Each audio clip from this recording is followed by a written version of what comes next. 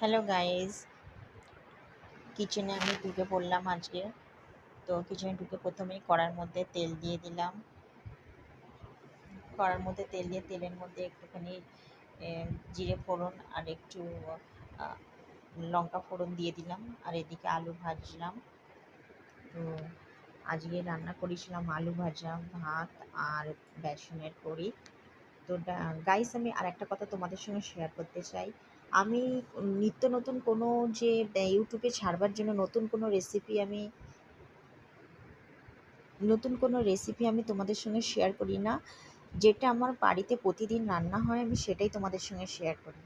আলু ভাজতে ভাজতে এদিকে কড়ার মধ্যে আলু ভাজা প্রায় হয়ে এসে, তো আমি এরম বেসনের মধ্যে লঙ্কা গুঁড়ো, হলুদ গুঁড়ো, নুন, একটুখানি সোডা, একটু চালের আটা সব কিছু দিয়ে দিলাম।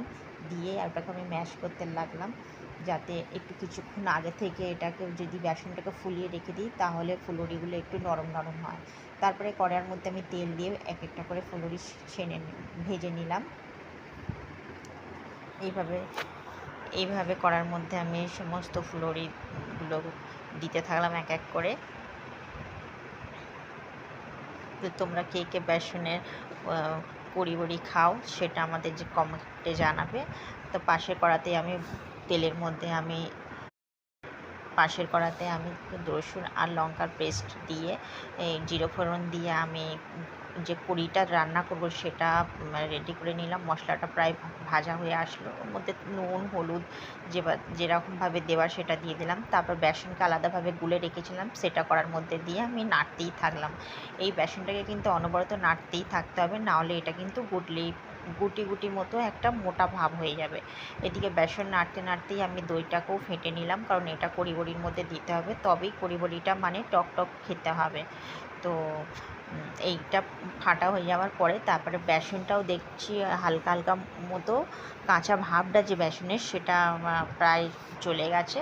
তো তাতে আবার একটু জল দিয়ে ওটাকে একটু গাঢ় করে নিলাম। গাঢ় করবার পরে এর মধ্যে এবার আমি যে দইটা প্রথম থেকে ফেটে রেখে দিয়েছিলাম সেই দইটা আমি এর মধ্যে ঢেলে দেবো।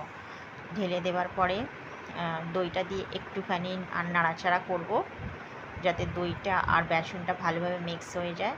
তো যখন দেখব যে মিক্স হয়ে যাবে তো তারপরে আমি এতে জল দিয়ে দিলাম। জল দেওয়ার পরে বেসনটা যখন এরকম ফুটে উঠবে তার মধ্যে আগে থেকে ভেজে রাখা যে সমস্ত ফুলুরিগুলো ছিল সেগুলো আমি দিয়ে দিলাম।